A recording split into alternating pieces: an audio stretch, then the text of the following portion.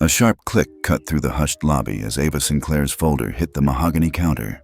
"We don't serve people like you here," the teller said without looking up. "Tell us where you're watching from." Her voiceover crackled in Ava's mind as an impossible thought. 5 minutes. That was all the time on the countdown she'd started the second she walked in. 5 minutes to prove she belonged, or walk away under the weight of every sideways glance in Ivory Tower Private Bank. Ava took a steadying breath. The lobby's chandelier lights glittered off the marble floor, but she felt like she was standing under a microscope. The teller's words stung, but she refused to blink first.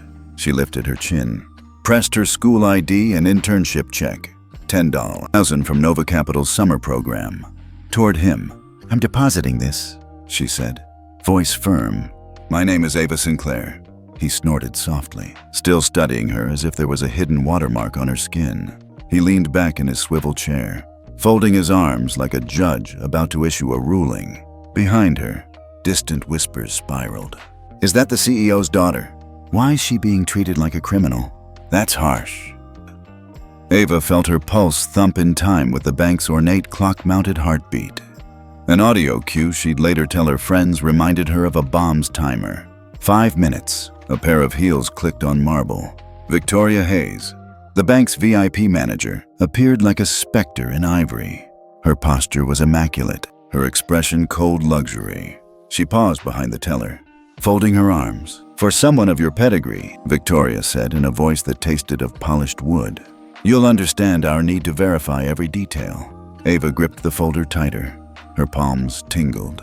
"I've brought all the paperwork, my ID, my offer letter, the check itself. I don't need any special clearance." Victoria's lips curved into a smirk.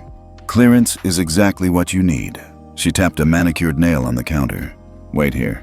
The teller slid Ava's documents back. "I'll call you when it's approved." Ava backed off, her world narrowing to that chair by the reception desk.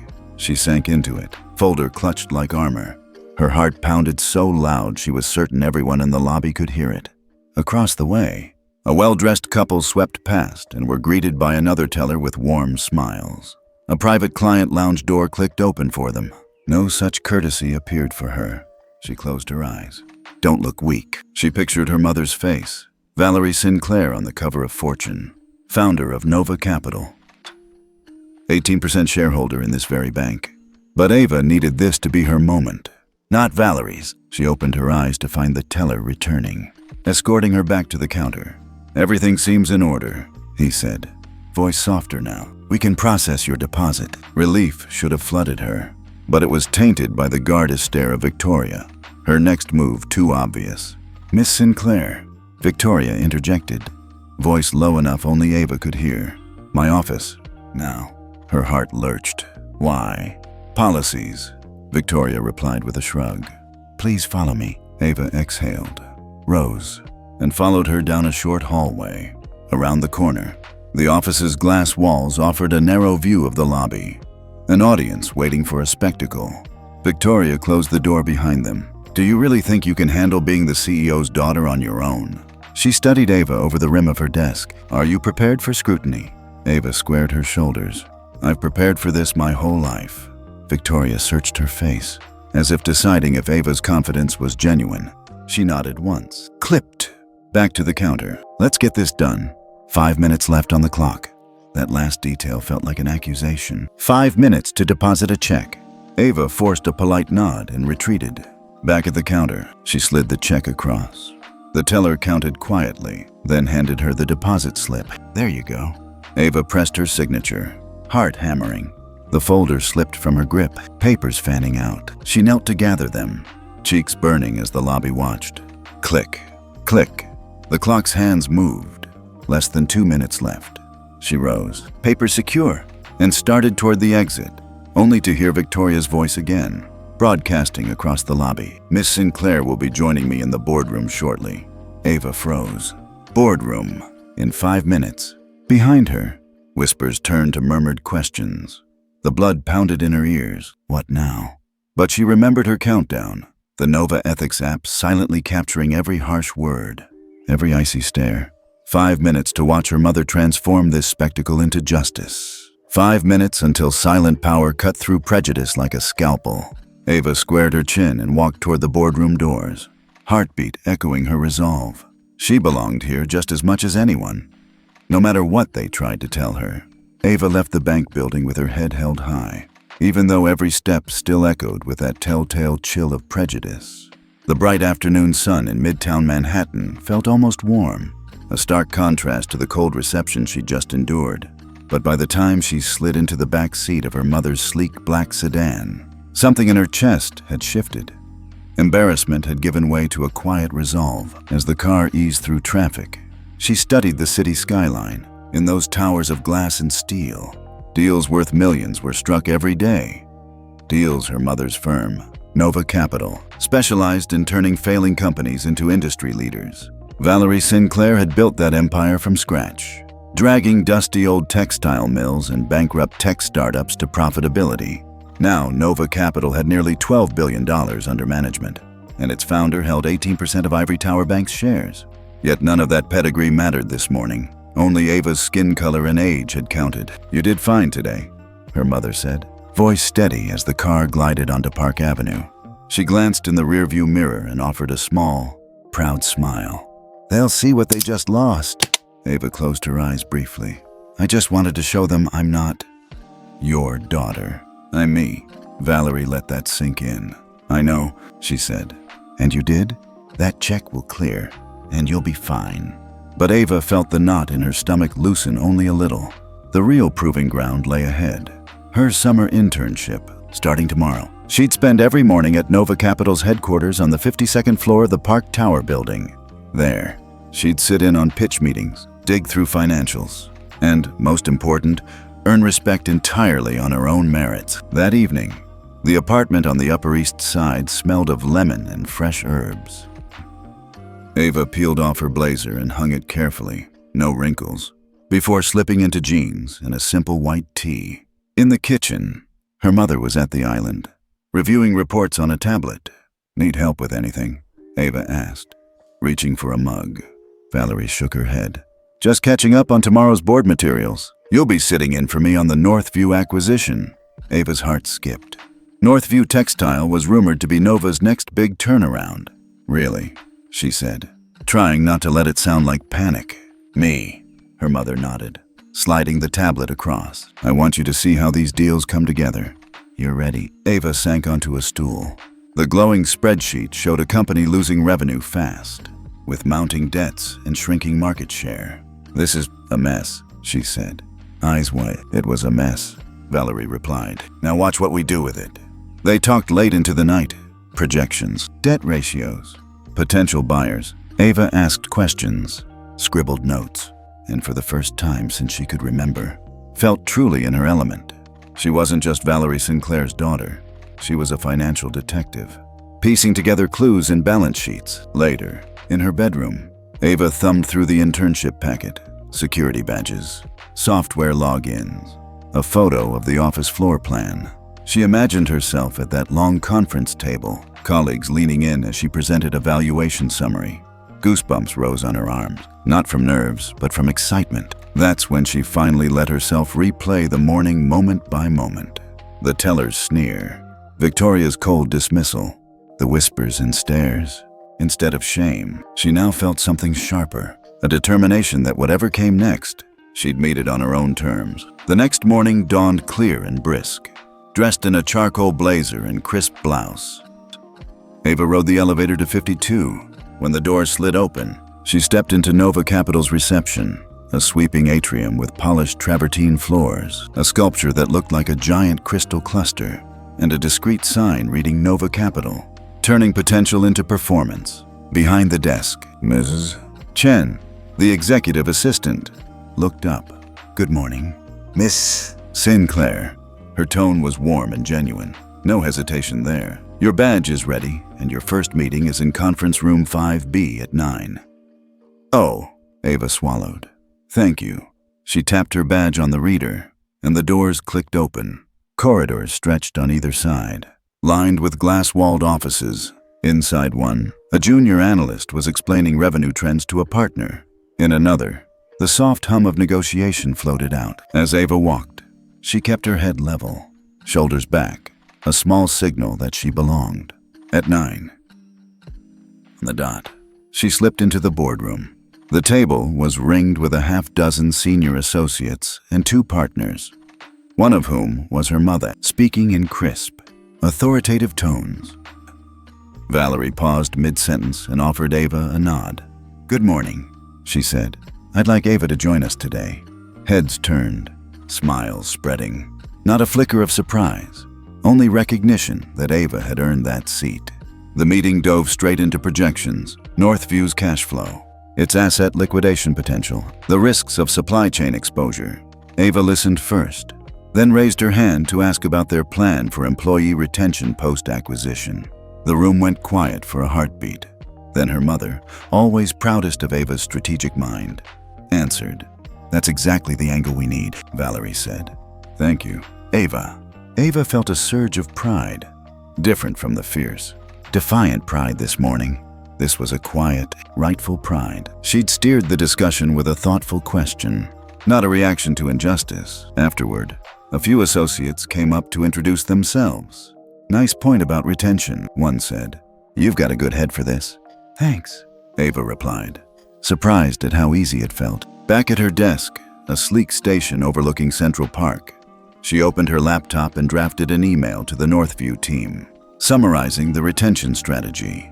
Every keystroke reminded her that this world, so full of numbers and power plays, was where she thrived. By lunchtime, she met her mother for a quick bite in the firm's cafeteria.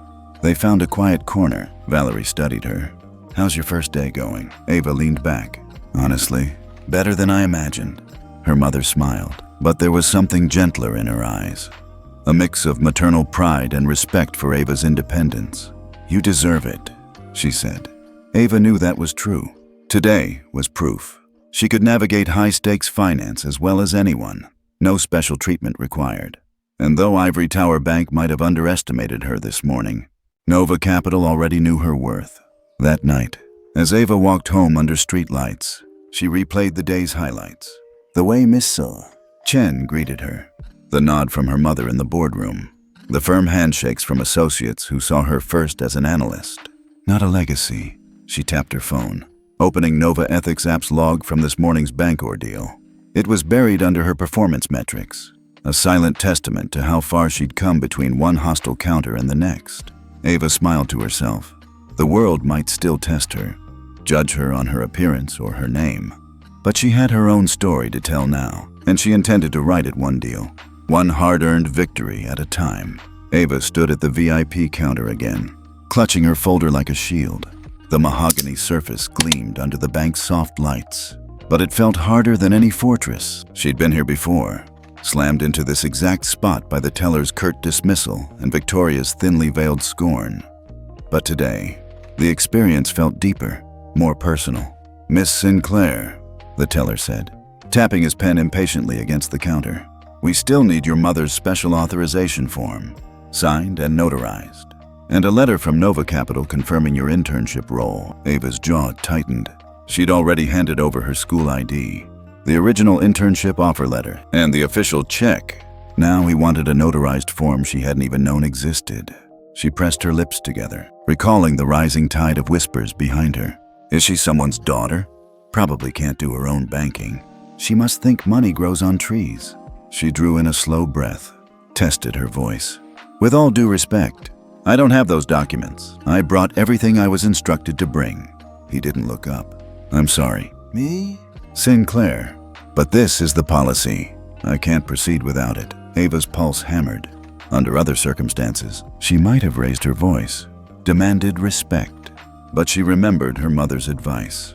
Control the narrative by staying composed. Power wears restraint well.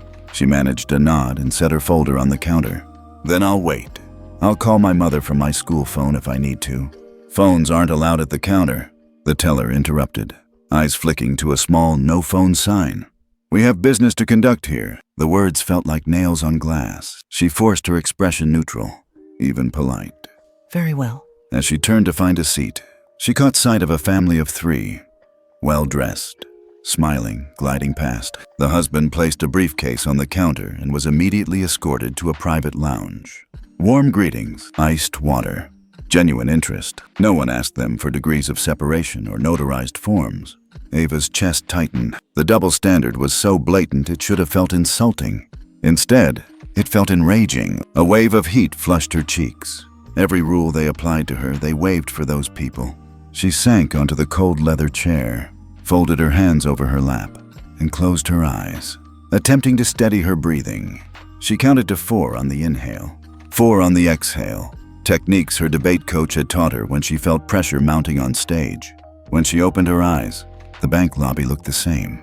Polished floors, discreet digital displays, potted ferns in the corners. But to Ava, it felt as hostile as a courtroom full of judges primed to convict. The minutes dragged by. Each turned tick of the clock was a reminder that she was a test case, a spectacle of special treatment gone wrong. Her documents lay clasped tight against her chest in her lap. She thought of Nova Capital's high-rise headquarters, the camaraderie of her first day as an intern, the nods of respect she'd earned from colleagues. Here, she felt stripped of all that. Just another teenager to be tested, doubted, and dismissed. Finally, the teller re-emerged. Documents in hand, he slid them across. Everything checks out now. Your deposit will go through. Relief flared up in her chest, but was instantly smothered by Victoria's cool voice at her elbow. Wait, the manager said, brows lifting in feigned concern. I need you to come to my office for a routine review. Ava's throat constricted. The morning had already felt endless. What more could they want? She closed her eyes for a split second, willing her pulse to slow. Then she met Victoria's gaze and nodded once. In the narrow hallway behind the counter, the carpet muffled her footsteps. She passed the exit door that had almost felt like salvation this morning. Now, she realized, the ordeal wasn't quite over. Victoria's office was just off the lobby. Glass walls revealing curious onlookers pressed against their smartphones, waiting for a show. Ava squared her shoulders and stepped inside. Victoria leaned against her desk, arms crossed. Your persistence is admirable, she said, voice smooth as satin. But tell me, how does it feel to be here without your mother's name carrying you? Ava's jaw clenched. The question dripped with condescension, but she had an answer ready. It feels like I'm being judged on something other than my work. I thought banks dealt in facts and figures. Her voice stayed steady, even if her hands trembled behind her back. Facts and figures, Victoria repeated, a hint of amusement in her eyes. Yet here we are. She tapped a document on her desk. I was uninformed about Nova Capital's equity stake in this institution. It explains why you're so confident. But policies are policies. Ava realized with a start she was dealing not just with prejudice, but with a manager determined to wield every rule to her advantage. She had to keep her cool. Then let's follow the policies. Let's do this right. Victoria pushed off her desk. Good. I'll walk you through the remaining steps. Back at the counter, the teller handed Ava her deposit slip. We've expedited your request. Your balance update will reflect by tomorrow. His tone was almost apologetic now, as if he'd been forced into compliance. Ava folded her slip and turned. She paused, gathering her resolve, then met Victoria's eyes. Thank you, she said quietly. I appreciate your help. Victoria blinked, surprised by the courtesy, but masked it instantly with a nod. Have a good day. Miss Sinclair. Ava stepped away from the counter into the lobby, the air feeling brittle and charged. She didn't rush for the exit this time. Instead, she paused near the center of the room, where every whisper and sideways glance had been directed moments before, and lifted her chin. Her heart still pounded, but this time with something else, a fierce pride. She'd navigated their gauntlet without breaking. She'd followed their rules, called out their bias with calm words, and still walked away upright. As she reached the doors, she barely registered the flurry of attention her departure attracted. She pushed through the heavy glass and stepped into the afternoon light, exhaling the tension she hadn't realized she was still holding. Later that evening, at home, she'd replay the encounter, how every demand for extra paperwork was a challenge they'd thrown at her, testing her confidence, daring her to break. But she'd stayed composed, disciplined, and ultimately in control. That night, before bed, she opened her laptop and reviewed the footage from Nova Ethics app. She had every interaction recorded, every unfair demand, every condescending remark, every VIP served while she waited. She filed the evidence away, determined to do more than deposit a check. Because if this bank thought they were merely testing a teenager, they didn't know they were provoking an entire force. Nova Capital's next-generation warrior, ready to turn prejudice into proof of her strength. And that realization, more than any motherly intervention or boardroom showdown, would fuel Ava's fire for days to come. Ava sat alone in the far corner of the lobby, phone pressed against her ear, only to have the caller ID blink out with a call-failed message. Her chest tightened. She'd dropped her backpack to the floor and fumbled for her mother's number, fingers trembling. But here, at Ivory Tower Private Bank, phones were against policy, as the receptionist had told her an hour ago. She tucked the phone back into her jacket pocket, jaw clenched. Her heart pounded so loudly she could almost hear her own pulse in the marble expanse around her. Every time someone glanced her way, she felt the weight of judgment settle like stones on her shoulders. Why is she still here? Shouldn't she just go home? Poor kid. Across the lobby, the family who'd breezed through paperwork earlier now lounged in plush leather chairs, sipping bottled water and chatting comfortably. Another man, crisply dressed, tapped away on his phone while a banker offered him a warm blanket of service. Nobody asked for extra forms. Nobody made them wait. Ava squeezed her eyes shut, recalling her mother's words from breakfast. If you ever need me, you call. Don't let protocol get in the way of what's right. She'd wanted to call her mother this morning, to cushion the blow, to feel that familiar calm. But at the door, Victoria's assistant had intercepted her. Phones aren't allowed past security, the assistant said sweetly, then clipped her accent with practiced neutrality. Our regulations are strict. Ava had tried to argue, cheeks burning. But it's my only way to get help. Policy is policy, the assistant had repeated, hand poised over the no phones sign. Ava had backed down, unwilling to spark an even bigger scene. But now, stranded without a lifeline, her confidence wavered. She tried again, this time under the guise of a status check. She'd spotted a customer using their phone discreetly earlier. So maybe, just maybe, she could slip it past security. But every glance she stole toward her pocket felt like an accusation. Her throat went dry. She forced herself to breathe. Minutes crawled by. The banquet of privileged customers continued around her. Each moment a reminder that she didn't belong here, or at least, they hoped she wouldn't. She folded and unfolded her blazer at the elbows, straightened and re-straightened her skirt, as if an upright posture could somehow make the world be fair. Her rehearsed arguments evaporated. She'd practiced confidence in the mirror last night.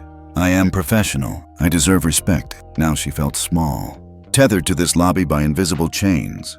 She closed her eyes briefly, picturing her mother's serene smile and the towering offices of Nova Capital, places where competence mattered more than color. A knock at her elbow jolted her back to reality. The assistant from reception stood there, clipboard in hand. Miss Sinclair, you're free to go whenever you like. Just let us know. Ava blinked, searching for some scrap of relief. So, the deposit is final. The assistant's smile was polite but distant. Yes, everything's processed. She glanced toward a surveillance camera in the corner. Thank you for your patience. Thank you, Ava lied, standing. She hefted her backpack and slung her blazer over one arm, then hesitated as she passed the VIP counter. The teller had his back to her, whispering on the phone. No eye contact, no apology. Ava's stomach knotted. This rejection wasn't just paperwork. It was a message that she was unwanted. It pushed her confidence to the brink. She forced her shoulders back, inhaled, and turned toward the exit. But as she reached for the door, a soft voice called her name. Mrs. Sinclair. She froze. It was Ms. Chen, the executive assistant at Nova Capital. Dressed in her signature teal blazer, Ava had met her mother's inner circle in the Park Tower reception just yesterday. Missy? Chen's expression was kind but urgent. Can I walk with you to your car? She asked quietly, nodding toward the street. There's something you should know about today's transaction. Relief and apprehension tangled together in Ava's chest. Hope flickered. Maybe this was the moment to break her isolation, to share what happened this morning. Of course, she said, surprising herself with the steadiness of her own voice. As they walked side by side through the revolving doors, Ava felt the air lighten. The city's noise rushed in, honking taxis, distant chatter, the scent of roasting chestnuts from a street vendor. But beside her, Mrs. Chen sounded confidential. Your mother just called. She's on her way. Ava's breath caught. Her mother, her real lifeline, was coming. But more importantly, Ms. Chen continued. She asked me to retrieve the Nova Ethics report. I ran it just now. They'll want to talk. Her mind spun. The Nova Ethics app log, the recordings, the photos. The time-stamped notes had been quietly uploading all morning. Each snippet of injustice, each protocol excuse, had been documented. Now it was out of her hands, forwarded to the people who could enforce real change. They reached Ava's car, and Ms. Chen placed a reassuring hand on her shoulder. You did everything right. I'm proud of you. Ava managed a small smile. I'm tired of feeling powerless. Mrs. Chen nodded. Powerless ends today. They'll call a review meeting, full boardroom. They'll need to explain themselves. That word, explain, tasted sweet. The boardroom was where her mother planned to exert her silent power, revealing that Nova Capital owned enough equity to demand accountability, and that regulatory authorities had been alerted. It was the perfect counterpunch to hours of isolation. Ava slid into the back seat, unlocking her phone from her pocket. This time, the call went through. She heard her mother's calm voice, punctuated by a crisp, I'm on my way. Mom, Ava said, voice thick with relief. Thank you for not letting it end like that. Valerie's answer was firm but gentle. You never deserved that treatment. Sit tight. I'll meet you in the boardroom. Ava exhaled, finally allowing herself to relax. The isolation, the no phones policy, the stale lobby, all of it had served to magnify her feelings of helplessness. But in this moment, she realized that every rule they'd used to keep her out would be the very evidence that brought them to the table. As the car pulled away from the bank, Ava looked out the window at the ivory facade. She imagined that same lobby filled with bankers and regulators, facing her mother's quiet authority. Next time, she wouldn't be alone in that corner. She had her mother's power, the Nova Ethics report, and her own unshakable resolve. And in the echo of that thought, Ava felt the last vestiges of her anxiety fade away, replaced by a calm certainty that, no matter what protocols they invoked, she would always find a way to be heard. Ava stood at the edge of the lobby, just inside the sliding glass doors of Ivory Tower Private Bank, clutching her folder like a shield. She'd been waiting there for what felt like an eternity, caught between the polished marble floors and the indifferent officers of customer service. The guard who'd escorted her earlier hovered nearby, arms crossed, keeping a watchful eye as if she were an exhibit on display. All around her, the bank's VIP clientele moved with ease. A laughing couple whisked off to a private lounge. A businessman tapped his phone and received immediate assistance. An elderly gentleman was greeted by name. But for Ava, every step she took was met with hushed whispers. Isn't that the CEO's daughter? I wonder what she did. They're so strict about rules for some people. Each murmur carried a sting sharper than any slap. She felt heat rising to her cheeks, and for a moment, her confidence wavered. She had rehearsed her composure, standing tall, speaking clearly, but the reality of being singled out in the center of this gleaming hall was humbling. A young woman passed by, eyes flicking to her phone camera. Ava caught a glimpse of a white screen in the woman's hand. She was recording. The thought of her humiliation going viral tightened Ava's throat. She pressed her lips together and took a careful breath. Her mother's voice echoed in her mind. True power doesn't need to shout. That lesson had carried Ava through countless academic debates and late-night study sessions. But now, in this cathedral of finance, the lesson felt both distant and urgently needed. Closing her eyes, she let her shoulders drop for a second.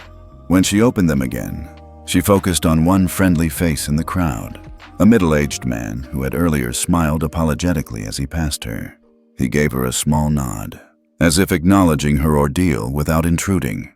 It was the tiniest spark of solidarity, but it reminded her she wasn't entirely alone. A breath later, Victoria Hayes appeared at the far end of the lobby, moving with purposeful grace.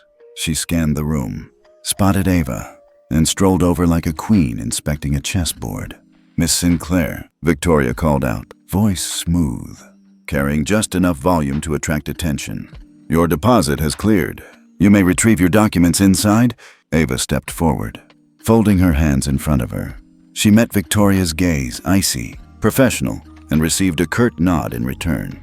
The guard stepped aside, allowing her passage back to the counter. Each footstep felt heavy, as if she were carrying the weight of every whispered comment in the room. When she reached the teller, she didn't look at him. Instead, she lifted her head and kept her eyes forward, determined to own this moment. The teller slid her papers across the counter without a word. As Ava gathered them, she felt eyes on her back, some curious, some judgmental, some sorry. She straightened her spine and squared her shoulders. As she turned to leave, a hush fell over the lobby. Everyone paused, then quietly refocused on their own business. In that brief lull, Ava sensed the shift. Her humiliation had created a crack in the bank's perfect veneer, and she was the one standing in it. She paused for a heartbeat, gathering her courage, then walked toward the exit, not with haste, but with purpose. The revolving doors spun slowly, each turn echoing against the marble. Outside, the screech of traffic and the hum of the city greeted her like an ally.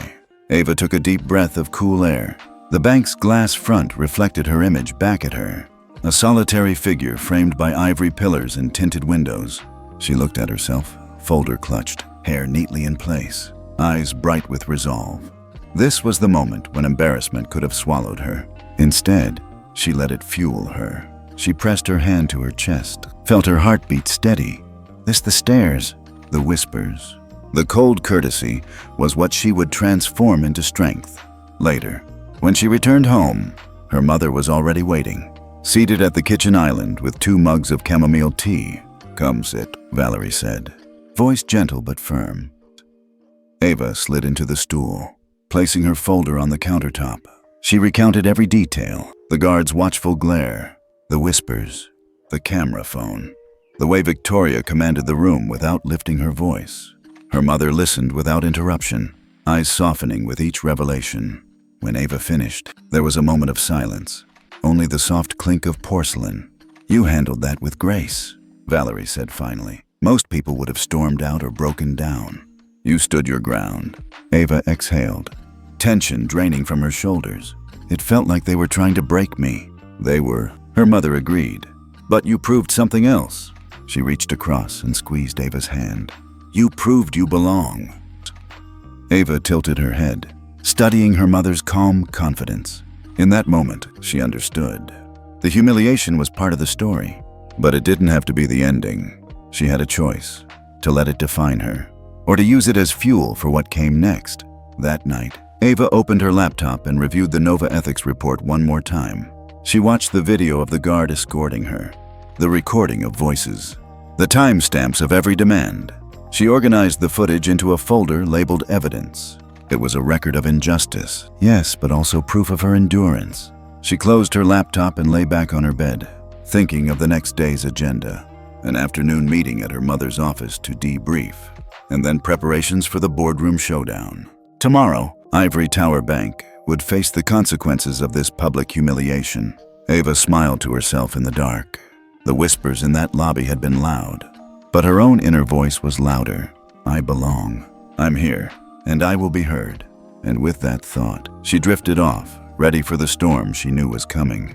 Ava hefted her backpack onto one shoulder and slipped back into the lobby, determined to use every second before her mother's entrance. The digital clock above the teller stations read 2:47 p.m., just 13 minutes until Valerie Sinclair would arrive. 13 minutes to gather proof that this wasn't just casual prejudice, but something more insidious brewing behind closed doors. She stepped into a seat near the kids' play corner, close enough to the VIP counter to observe, far enough to stay out of direct sight. Fanning her papers on her lap, she retrieved her phone, carefully switched to silent, and opened the Nova Ethics app. Its screen glowed with the morning's recordings and time-stamped notes. She tapped New Clip and held the camera at waist level, recording the polished marble floor, the reflection of her own shoes, then panned up to capture the corner of the counter where Victoria Hayes lingered. Victoria was speaking in hushed tones with Tom, the teller. Ava leaned forward, enough to catch just enough words. "Not our concern," Victoria whispered, voice low but urgent. "I've slipped the folder to the boardroom under the finance director's door. It contains the Nova Capital earnings report we can't expose yet." Ava's pulse jumped. Nova Capital earnings. Earnings weren't packaged into confidential boardroom dossiers for mere protocol. This sounded like corporate sabotage. She tapped marker on the app. Evidence of collusion. But technology alone wouldn't tell the whole story. She needed context. She closed the app and reached for her notebook, a leather-bound journal she always carried. Flipping to a fresh page, she jotted down the time, the location, and verbatim snippets. 2:47 p.m. Victoria to Tom. Folder to BDRM under FD's door. Contains Nova Capital earnings. Can't expose yet. She underlined Nova Capital earnings twice. Behind her, a group of well-dressed clients filed into the private lounge. Ava watched their faces, polished, indifferent, unconcerned with the drama unfolding at the counter. They treated the bank like a five-star hotel. Meanwhile, Ava felt like a trespasser in her own story. She closed her notebook, popped her phone back into her pocket, and rose. She had to get closer to the boardroom door, just to see who was receiving the folder. 2 security guards flanked the entrance to the hallway leading upstairs. Their stances were relaxed, one browsing his phone, the other sipping a paper cup of coffee. Ava studied them, heart pounding. She walked purposefully toward the guards, nodding politely as though she belonged there. "Excuse me," she said softly as she passed. "Is this the way to the boardroom?" The guard with the coffee cup glanced up. "Elevator around the corner," he said, not lifting his head. "Thank you," Ava replied, edging past and turning toward the service elevator at the back. She pressed the call button. The doors slid open, revealing gleaming brass interiors. She stepped inside, punched 2 for the mezzanine level, and exhaled. Inside, the hallway was hushed, the carpet thick under her feet. Glass-paneled doors lined the corridor, each marked with a discreet plaque. Boardroom A, Finance Office, Executive Briefing Room. She paused at Boardroom A.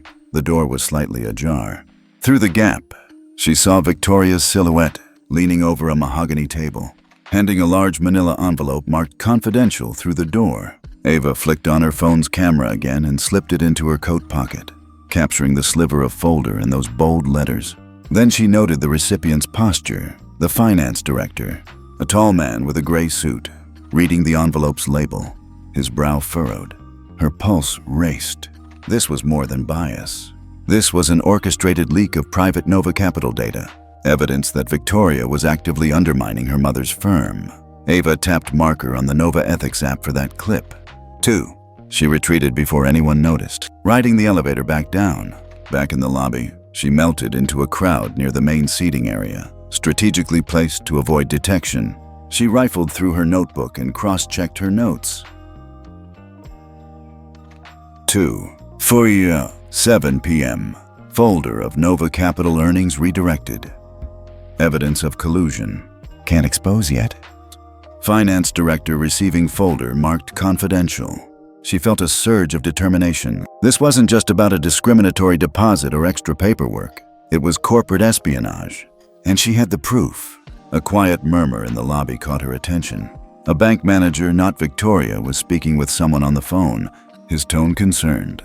"Yes. Full review, compliance breach, notify legal." Ava's stomach fluttered. The bank's internal alarms were already ringing. Her chest tightened with excitement. If the bank's legal department was being alerted, her mother's arrival in 10 minutes would be perfectly timed. Every piece of evidence she'd collected would corroborate the Nova Ethics log. She pressed her lips together, lifting her chin. It was time to prepare for the boardroom showdown. She plugged in her earbuds, played a low-volume voice memo, a track she'd recorded of Victoria's whispered confession, and practiced her calm, measured breathing. She needed to remain composed, professional, unflappable. Behind her, the teller station buzzed with routine transactions. Ava's gaze flicked back to the digital clock above the counter. 2:54 p.m. 6 minutes until Valerie would activate her emergency equity clause. 6 minutes to finalize her mental briefing. Her mind raced through the facts. Discriminatory treatment, evidence of bias delay and extra paperwork, collusion, Victoria's secret transfer of Nova Capital's earnings report, boardroom leak, confidential folder received by finance director, regulatory alert, bank's legal team has been notified via internal call. 4 pillars of proof, all pointing to the same conclusion. Ivory Tower private bank had breached its own policies, colluded with competitors, and blatantly discriminated against a customer. And that customer was the daughter of a major stakeholder. Ava tightened the strap on her backpack, sliding her notebook inside. She unclipped the Nova Ethics app from the top of her phone and tucked it safely away. She needed to be invisible now, not only to observe, but also to prepare for her mother's entrance. At 2:57 p.m., Chen, the executive assistant, approached her quietly. "Your mother's here," she said, nodding toward the revolving doors. "Boardroom." Now, Ava stood, folding her blazer neatly over her arm. She met Chen's eyes. "Thank you." She took a deep breath, squared her shoulders, and walked toward the boardroom entrance. As the doors swung open, a hush fell over the room of executives. Victoria froze mid-sentence. The finance director looked up in surprise, and the legal counsel shifted in his seat. Ava stepped inside, her expression calm, and armed with the evidence that would shatter the carefully constructed facade of that bank. Because she wasn't just a victim anymore. She was the keeper of the truth. And in that moment, she felt more powerful than any prejudice could ever make her feel powerless. The lobby clock blinked 2:55 p.m. in bright red digits. 5 minutes until Valerie Sinclair would take control of Ivory Tower Bank. Ava stood in a quiet corner just outside the boardroom entrance, heart already thrumming with electric anticipation. This was the moment she'd been waiting for, the point of no return. She pressed her palm against the cool marble wall, slid her phone from her pocket, and tapped open the Nova Ethics app. A half-transparent countdown timer appeared on the screen. 0500 and ticking. With a steady thumb, she hit start, and the numbers began their slow, relentless march toward 0.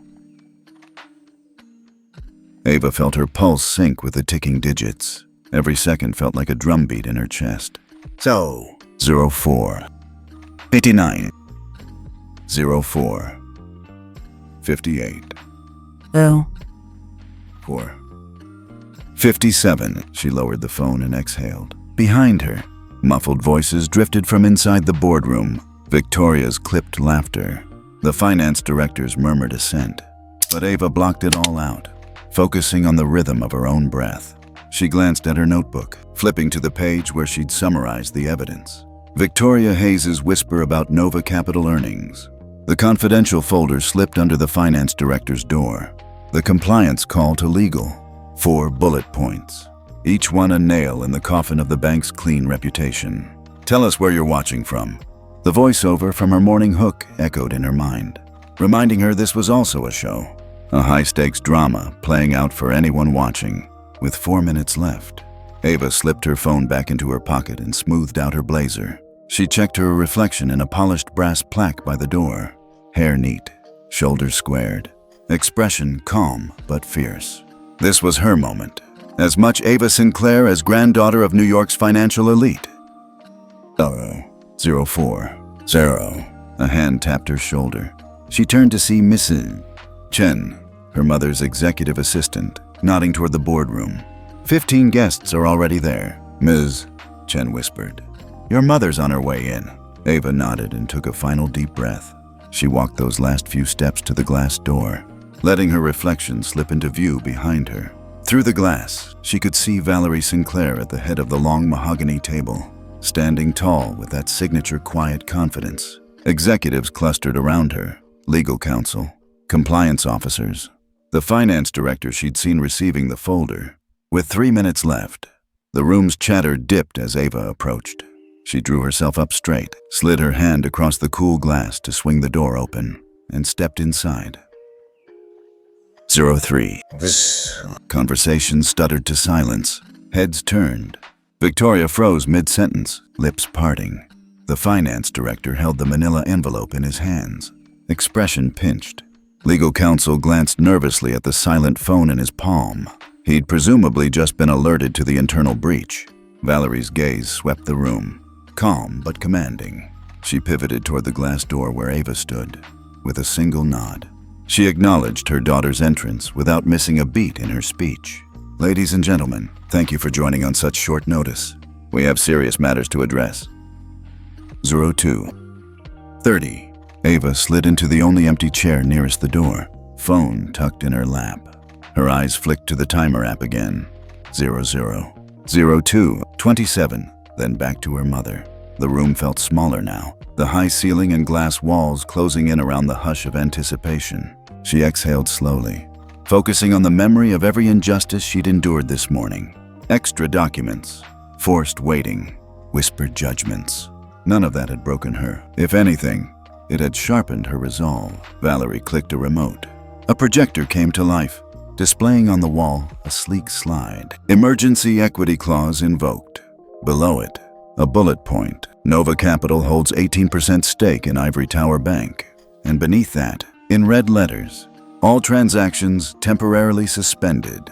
A gasp rippled across the room.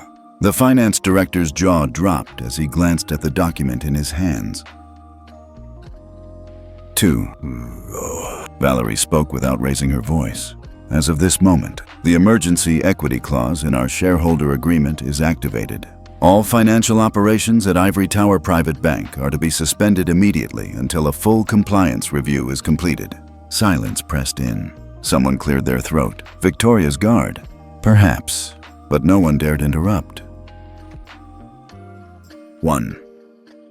15. Ava felt the weight of the room shift. She had watched that manager reduce her to a confused teenager. Now she witnessed the same manager shrink under the authority of shareholder power. Valerie turned to her daughter and gave a slight, proud smile. Ava, would you care to share the findings you collected? Ava rose. She steadied herself on the back of her chair. Thank you, Mom. Her voice was quiet but carried crystal clear across the boardroom. She tapped her phone to unlock the Nova ethics clips she'd marked. Clip 1.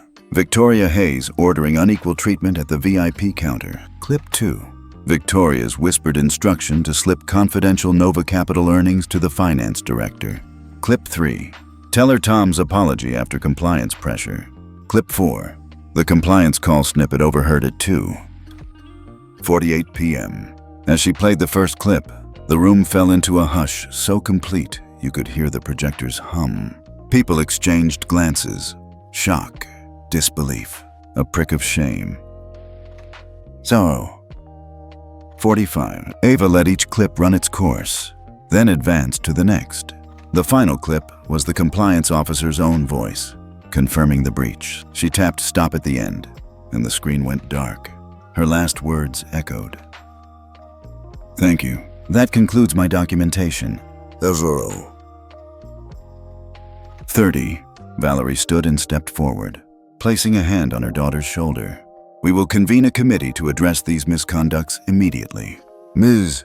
Hayes, you are suspended pending investigation. Security, please escort her out. Victoria rose, face pale, her carefully maintained poise abandoned.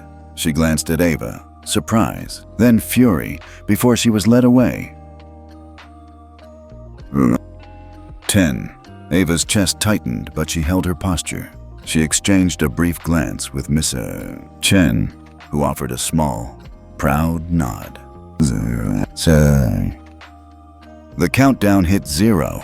A soft chime from Ava's phone marked the end of her 5-minute gauntlet. Valerie raised her hand and addressed the room. This bank will implement equitable service training immediately. We'll also review all internal communications for further breaches. Our commitment to integrity is non-negotiable. A hushed chorus of agreement rippled through the seats. The tension drained away, replaced by a sense that justice had been served. Ava sank back into her chair, adrenaline still humming. She'd transformed her bewilderment into evidence and her isolation into impact. In those 5 minutes, she'd flipped the script, no longer the powerless teenager in the lobby, but the catalyst for institutional reform. As the executives filed out to begin formal proceedings, Ava let herself smile. The next chapter would be for cleanup and policy changes, but right now, she basked in the quiet triumph of the moment. Because 5 minutes had been all it took. Ava pressed her back against the cool marble wall just outside Conference Room A. Heart hammering so loud she was certain the executives inside could hear it if the door weren't so thick. Through the narrow glass panel, she could see Victoria Hayes leaning in close to the finance director, Andrew Keller. Their voices low enough to be private. At least they thought. She tapped her phone to record audio. then stashed it against her leg, determined not to miss a single word. Inside, Victoria's tone was smooth, practiced. "We need to move that Nova Capital earnings report under the rug," she hissed.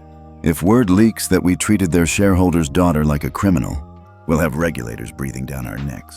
Andrew ran a hand through his silver-streaked hair. "I've already briefed legal. They're preparing a preemptive compliance memo. Nice of us to demonstrate transparency. But we need to act fast." Victoria nodded. She glanced out the window at the lobby, then back at Andrew. "Good. Once our transparency statement is live, we'll frame Ava's treatment as a simple misunderstanding, overzealous adherence to policy, have control of the internal comms draft ready, and destroy those CCTV snippets that show me giving the order." Ava's chest tightened. She lifted her phone again, capturing each word. Destroy the footage. This was more than ugly bias. It was active cover-up. She let her breath out slowly, reined in her shock, and replaced it with fierce determination. This was exactly the proof she needed. Victoria continued. "Andrew, I want you to quietly inform your team to shuttle any paper evidence, notes, emails into the shredder by close of business. No trace. And then we'll pivot the narrative. Emphasize how diligent we are about document security and policy compliance." There it was, in black and white. Confession of corporate espionage and obstruction of justice. Ava felt bile rise in her throat. Her knuckles whitened as she gripped her phone. She weighed her next move carefully. Expose them now and risk being dismissed as a nervous teenager, or gather the final piece that would make this airtight. She reached for her notebook, hands trembling, and scribbled. "Victoria and Andrew conspiring to destroy CCTV and shred documents. Plan to spin story with transparency statement. Legal dept preparing compliance memo. Preemptive cover." She underlined destroy and shred twice, through the glass. Andrew tapped a folder marked compliance draft on the conference table. "I'll have IT flag those recorded clips as privileged attorney-client. They'll be locked down immediately." The words landed like a punch. They planned to bury every scrap of evidence, including the very app recording she held, by invoking legal privilege. Ava knew it was now or never. She whispered to herself. "Hold steady." She slipped a thumb drive from her pocket, one she'd prepared earlier, and plugged it into her phone's port. In seconds, the Nova Ethics app began exporting her marked clips and notes directly onto the drive. It glowed at her in the dim hallway light. Victoria straightened, smoothing the lapels of her tailored jacket. "Once the press release is queued for midnight, we'll circle back here. We've got 5 minutes before the meeting resumes." Ava's pulse surged. 5 minutes. She quietly edged toward the boardroom door, burning to slip inside and plant that drive on the conference table. But one more moment of patience was needed. She nearly reached for the handle, then paused, brow furrowed. She had to time this perfectly. If she was caught in the act, they'd lock her in some office until her mother arrived, and her evidence would be gone. Through the glass, she watched 2 junior bankers hover by the doorway. They were flanked by a security guard, attentively awaiting Victoria's signal. Not a chance to slip past. Ava retreated a few steps and crouched behind a decorative fern. She tapped her phone. 01, 51 minute 50 left. Her heart drummed. She dialed a quick code on the Nova Ethics app to trigger a silent alert to the regulatory board. Something she'd prepared with her mother's legal team. They'd receive her uploaded files the moment it hit send. There was no going back. Inside the boardroom, Victoria was gathering her notes. "All right," she said, voice loud enough to carry beyond the glass. "Let's reconvene." She started to tap on her tablet, but paused, as though sensing something. Ava froze. Victoria's eyes flicked to the door. For a second, Ava thought she was caught, blood pounding at her temples. But Victoria's gaze settled on nothing, and she resumed her movement, flicking her screen on. The boardroom table was a tableau of power. Andrew Keller, folding the confidential envelope as though it were nothing more than trivial mail. The legal counsel, Petrakis, scrolling on his tablet. Compliance officers poised to nod in agreement with any spin, and scattered across the glossy surface, Victoria's neatly typed notes. Ava exhaled without realizing it. She still had time. She scooted from fern to fern, slipping the thumb drive from her pocket. At the door handle, she hesitated a moment, imagining the scene when her mother burst in. She'd want evidence she could pick up and present immediately. She carefully taped the drive to the underside of a fold in a stack of the very compliance drafts. It stuck out just enough that she'd be able to retrieve it later, but not so much it would fall off. She straightened and leaned back into the shadows. There was a faint click as Victoria signaled the guard to reopen the door. The executives re-entered, and the lobby's ambient murmur drifted in. Ava stood, dusted off her jeans, and walked back toward her spot by the admiring nods of Ms. Chen. She'd planted her evidence, but better still, the regulator alert was already en route. She checked her phone. 45 seconds. Taking a deep breath, she pressed the send button on Nova Ethics app. A discreet notification animation spun for a moment, then disappeared. Her clips and notes on every conspiratorial word were transmitting now to the proper authorities. Delivered. The app confirmed with a barely noticeable tap. Ava folded her arms. Mission accomplished. 20. Behind her, the boardroom doors swung open and Victoria stood at the head of the table once more, clearing her throat. The finance director looked ready to object, but Victoria gave a curt nod, and he fell silent. Ava steadied herself. She had no camera on her, no phone in view. In 30 seconds, her evidence would reach auditors and regulators who would insist on opening the bank's files. 10. Miss. Chen slipped beside her and whispered, "Everything's set." Ava nodded. "Thank you, Zero. 05. The lobby clock flipped to 3:00 p.m., the precise moment her mother's invitation for a full review would become public. And in that instant, as the final seconds ticked away, Ava felt the tension explode into action. No longer sidelined by bias or bullied by policy, she was armed not just with her mother's shareholding power, but with the incontrovertible truth. When the boardroom conversation resumed, it would not be a closed-door discussion of cover-ups. It would be a reckoning. And Ava, standing outside in the soft hallway light, felt a fierce, ringing satisfaction. The calm before the storm had cracked. Now, the real whirlwind was about to begin. Valerie Sinclair steps into the glass-walled boardroom like a calm tide rising. Her presence commanding immediate attention. The room goes silent. Legal counsel, compliance officers, finance director Andrew Keller, even Victoria Hayes herself pause in mid-sentence.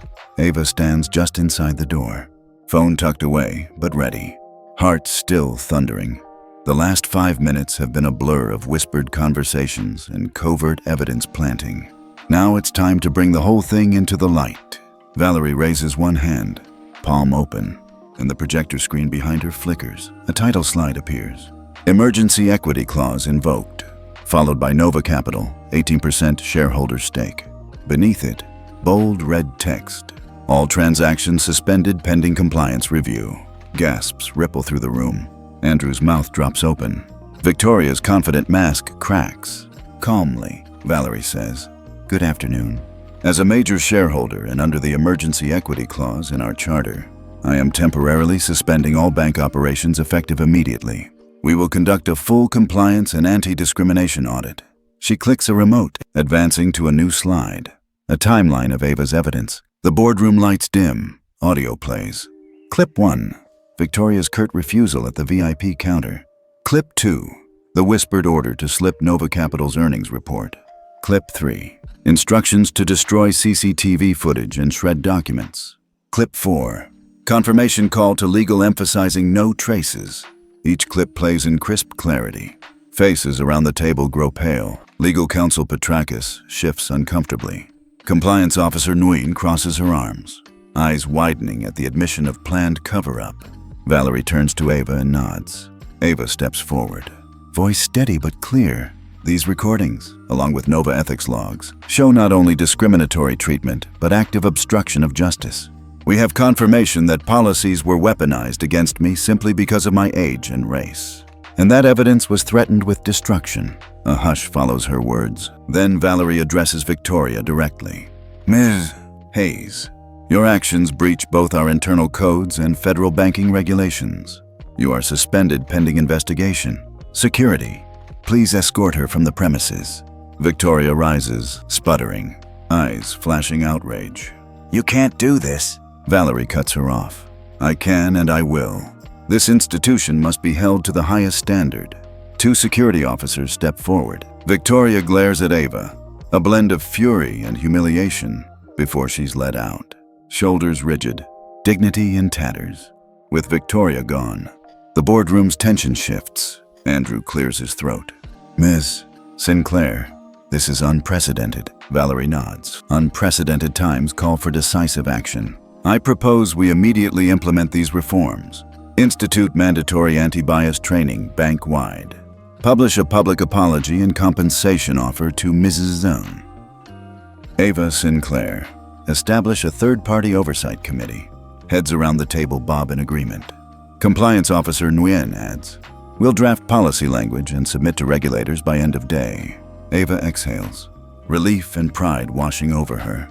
She glances at her mother, steady, authoritative, unwavering. Valerie turns back to the room. Let this be a lesson. Power used responsibly can correct injustice. My daughter proved that a voice, even at 16, can demand accountability.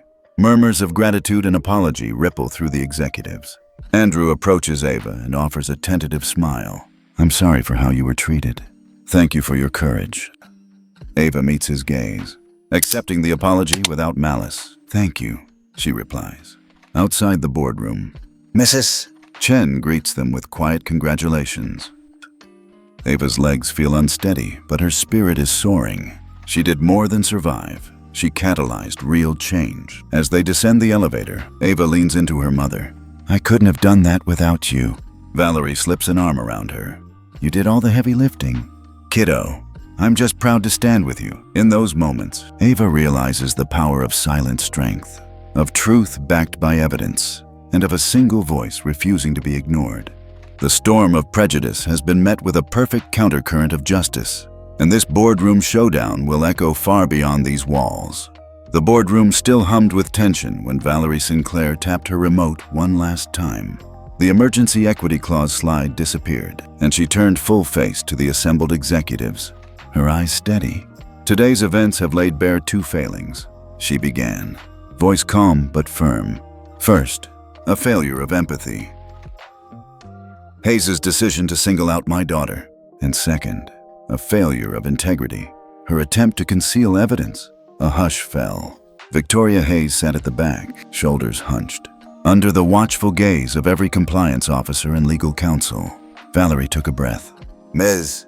Hayes, you are hereby suspended, effective immediately. Our internal investigation will proceed under third-party oversight. She paused, letting the weight of her words sink in. Victoria's knuckles whitened on the conference table as she tried to speak, but no sound came. The room's silence spoke louder than any argument. Now, Valerie continued, swiveling to face the rest of the board.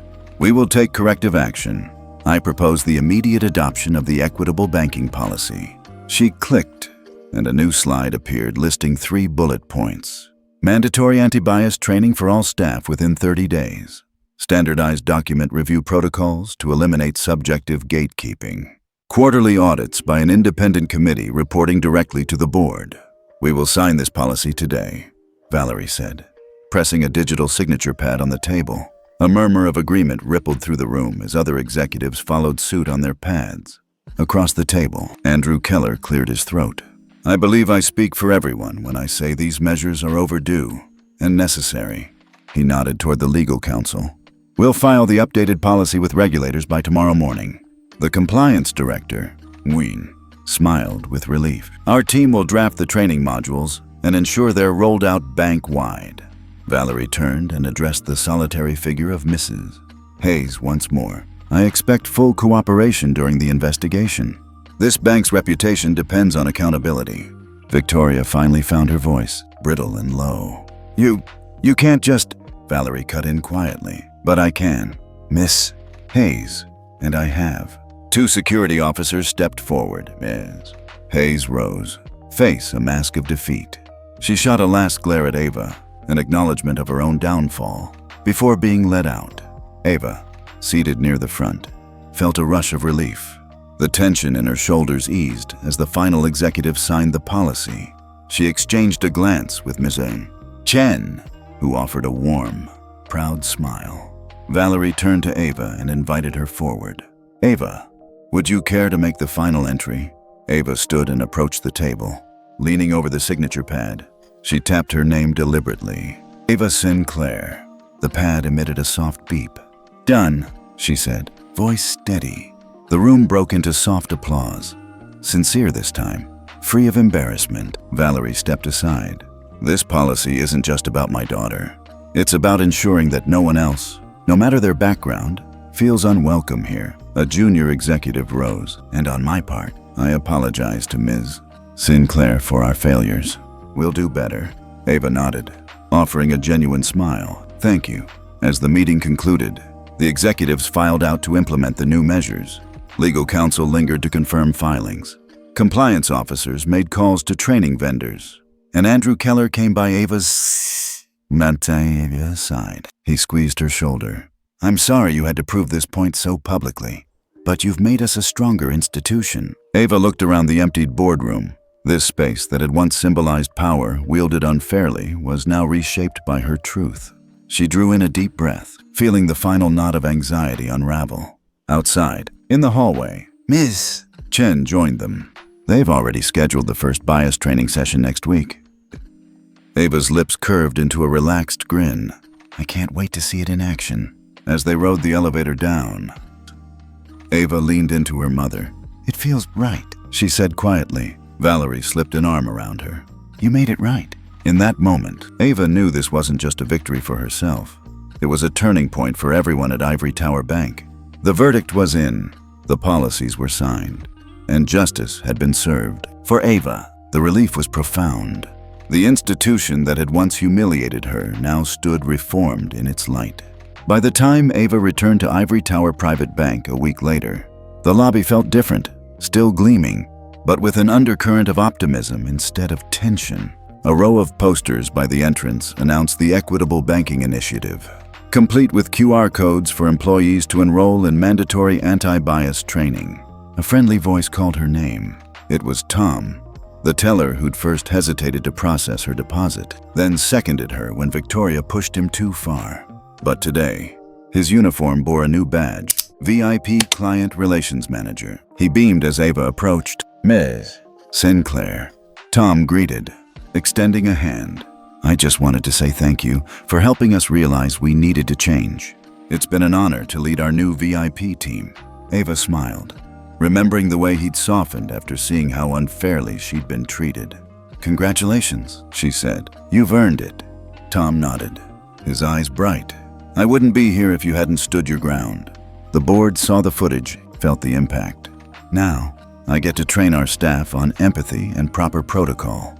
Across the lobby, a group of bankers left a training room, laughing as they compared notes on their first day of the anti-bias course. Posters inside proclaimed, recognize unconscious bias.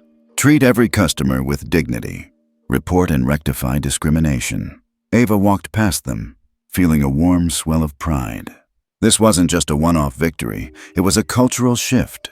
At the VIP counter, she spotted Ms. Ngui from compliance, who had championed the quarterly audits. Their eyes met, and she offered Ava a thumbs up. A small gesture, but it spoke volumes about how far the institution had come. Outside, Mrs. Chen awaited her with a printed copy of the bank's equitable banking policy, bound and signed by the entire board. We're putting this on display in the lobby today, she said. So every customer and employee knows where we stand. Ava took the booklet, running her fingers over the embossed logo. It's more than words, she said. It's a promise. Miss, Chen nodded, and a commitment we'll keep. As Ava stepped out into the crisp afternoon air, she reflected on the journey. From huddled isolation in the marble lobby, Chapter 4, to gathering damning evidence, Chapter 6-8, to the Boardroom Showdown, Chapter 9. And finally, today's celebration of progress. She pulled out her phone and snapped a quick photo of the new training poster. Then she tapped a message to her mother. They're doing it. We did it. Valerie's reply came instantly. So proud of you. On to bigger things. Ava slipped her phone into her pocket and walked away from the bank.